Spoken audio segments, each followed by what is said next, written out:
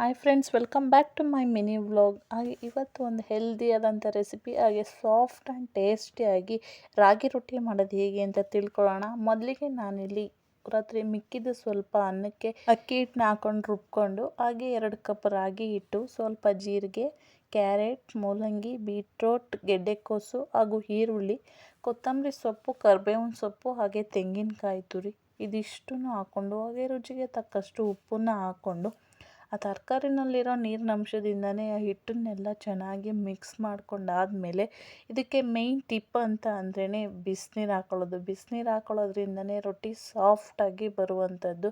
So ಮಕ್ಕಳು lunch ಬಾಕ್ಸ್ಗೂ ಕೂಡ ಹಾಕ್ಕೊಡ್ಬೋದು, ತುಂಬ ಸಾಫ್ಟಾಗಿರುತ್ತೆ.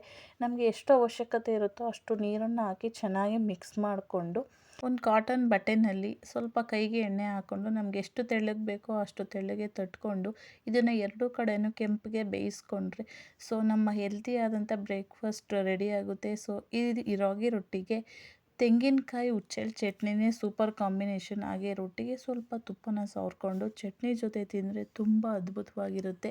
ಹಾಗೆ 2 ರೊಟ್ಟಿ ತಿನ್ನೋರು ಇನ್ನೂ 2 ಬೇಕು ಅಂತ ಕೇಳೇ ತಿಂತಾರೆ. ನೀವು ಕೂಡ ಟ್ರೈ ಮಾಡಿ ನೋಡಿ, ಚೆನ್ನಾಗಿರುತ್ತೆ.